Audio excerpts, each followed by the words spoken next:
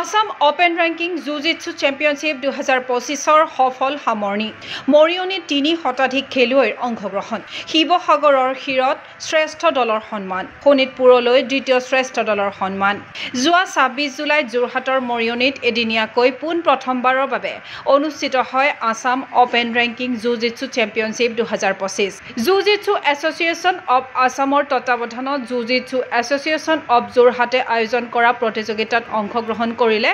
স্বীকৃতিপ্ৰাপ্ত 16খন জিলাই fighting system নি ৱাজা কণ্টেক্ট ফাইটিং ডো শ্বো আদি ইভেণ্টত 300ৰো অধিক খেলুৱৈয়ে ক্ৰীড়াংগনত দাঙি ধৰিলে প্ৰদৰ্শন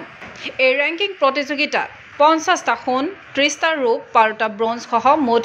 92টা পদকেৰে শ্ৰেষ্ঠ দলৰ সন্মান আজৰি আনিলে শিৱসাগৰ জিলাই আনহাতে 37টা সোণ 18টা ৰূপ 19টা ব্ৰঞ্জ সহ মুঠ 74টা পদক দখলেৰে দ্বিতীয় শ্ৰেষ্ঠ দলৰ সন্মান অৰ্জন কৰে শোণিতপুৰ জিলাই প্ৰতিযোগিতাত উপস্থিত থাকিল জুজিটছু এছ'চিয়েশ্যন অৱ আসামৰ সভাপতি ঋতুবৰণ শৰ্মা সাধাৰণ সম্পাদক সঞ্জয় কুমাৰ চাও মৰিয়নিৰ বিধায়ক তথা জুজিটছু এছ'চিয়েশ্যন অৱ যোৰহাটৰ সভাপতি ৰূপজ্যোতি কুৰ্মী যোৰহাটৰ জিলা আয়ুক্ত জয় শিৱানীকে ধৰি বহুকেইজন বিশিষ্ট ব্যক্তি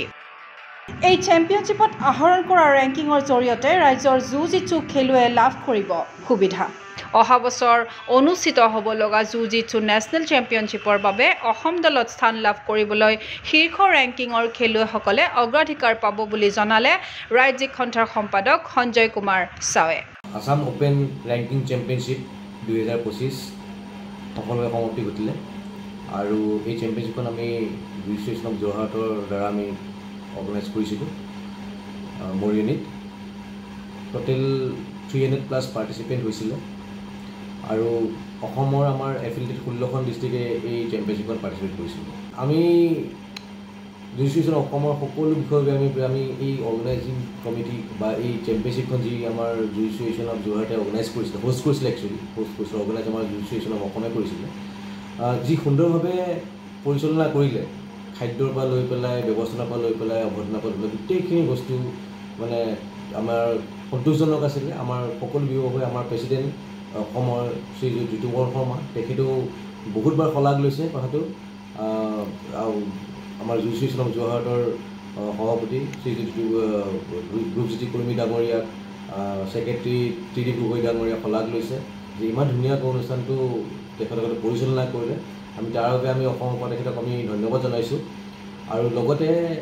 যিহেতুকে এইখন চেম্পিয়নশ্বিপ আমাৰ প্ৰথমবাৰ আছিলে প্ৰথমবাৰ আমি অনুষ্ঠিত কৰিছিলোঁ অসমৰ ৰেংকিং চেম্পিয়নশ্বিপ আমি ষ্টাৰ্ট কৰিছিলোঁ ইয়াৰ পৰা আমি আমাৰ অসমত 2খন ৰেংকিং চেম্পিয়নশ্বিপ হ'ব এইখন প্ৰথমখন হৈছে ছেকেণ্ডখন আমি নৱেম্বৰ ডিচেম্বৰ আমি প্লেন কৰিম আকৌ আমি সোনকালে জনাম আমি কোনখন ডিষ্ট্ৰিক্টত হ'বৰ কাৰণে গৈ আছে ৰেংকিং চেম্পিয়নশ্বিপৰ পৰা যেতিয়া ল'ৰা ছোৱালী জুজিটছু ল'ৰা ছোৱালী ৰেংকিং হোল্ডাৰ হ'ব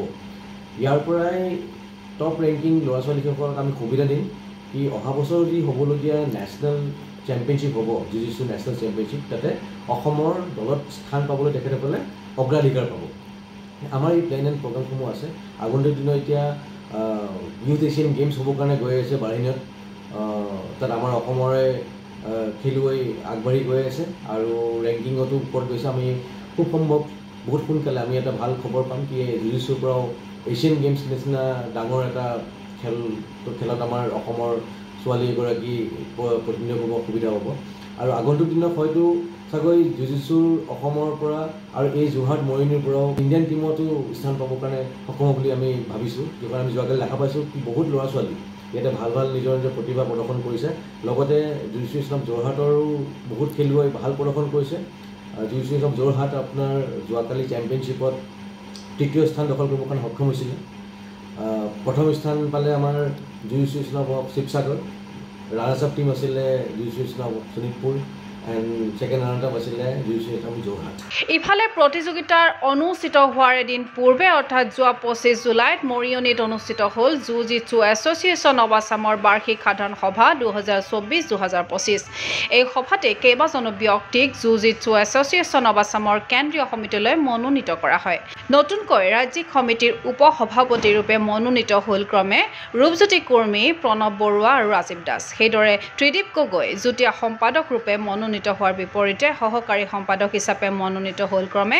মৃদুল গগৈ, জুৰি ঢেকিয়াল ফুকন আৰু গোপাল শৰ্মা। ইফালে সমাগত youth Asian games 2025, Asian games 2026, indoor and martial arts games 2026, beach games 2026 আদি গুৰুত্বপূৰ্ণ টুৰ্ণামেণ্টৰ বাবে ৰোড মেপ প্ৰস্তুত কৰাৰ বাবে এই সভাতে আলোচনা কৰা হয়। তদুপৰি অসম দলৰ প্ৰস্তুতি শিবিৰ আয়োজন কৰা, নতুন ৰেফাৰী পাঠ্যক্ৰম আয়োজন কৰা, ৰেফাৰী ৰিফ্ৰেছাৰ পাঠ্যক্ৰম আয়োজন কৰাৰ সন্দৰ্ভতো বাৰ্ষিক সাধাৰণ সভাত আলোকপাত কৰা হয়। আৰু এটা কথা আমি খুবেই ক'বলৈ সুখী হৈছোঁ যে জুইচু এছ'চিয়েশ্যন অফ যোৰহাটৰ সভাপতি ৰূপজ্যোতি কুৰ্মী ডাঙৰীয়াক আমি জুইচু এছ'চিয়েশ্যন অফ অসমৰ কেন্দ্ৰীয় সমিতিত ভাইচ প্ৰেচিডেণ্ট হিচাপে আমি নিৰ্বাচিত কৰিছিলোঁ আৰু ত্ৰিদীপ গগৈ ডাঙৰীয়াকো আমি জইণ্ট ছেক্ৰেটাৰী হিচাপে আমি নিৰ্বাচন কৰিছিলোঁ আৰু এগৰাকী যোৰহাটৰ সদস্য গোপাল শৰ্মা, তেখেতক আমি এছিষ্টেণ্ট ছেক্ৰেটাৰী হিচাপে আমি নিৰ্বাচন কৰিলোঁ। চ' এই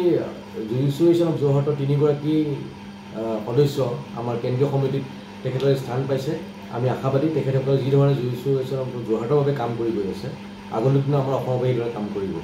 ক্ৰীড়া অনুৰাগীৰ আশা, জুজিটছু এছ'চিয়েশ্যন অৱ আছামৰ সবল নেতৃত্বত ৰাষ্ট্ৰীয়ৰ পৰা আন্তঃৰাষ্ট্ৰীয় ক্ৰীড়াংগনলৈ ধাৱমান হওক অসমৰ উদিত খেলুৱৈ। News desk report, Gogo sports এনি। ফিজিকেল এডুকেশ্যন বিষয়ত ডিগ্ৰী পাঠ্যক্ৰমৰ কাৰণে অসম তথা উত্তৰ পূৰ্বাঞ্চলৰ প্ৰথমখন শিক্ষানুষ্ঠান অভিৰুচি ইনষ্টিটিউট অৱ ফিজিকেল এডুকেশ্যন। 2 বছৰীয়া ফিজিকেল এডুকেশ্যনৰ BPEd পাঠ্যক্ৰম আৰু 4 বছৰীয়া BPES পাঠ্যক্ৰমৰ বাবে নামভৰ্তি চলি আছে। বিতংকৈ জানিবৰ বাবে আজি যোগাযোগ কৰক। যোগাযোগৰ নম্বৰসমূহ হৈছে 9435100098, 700222 33540, 88765210998, ৱেবছাইট www.aipguwahati.in।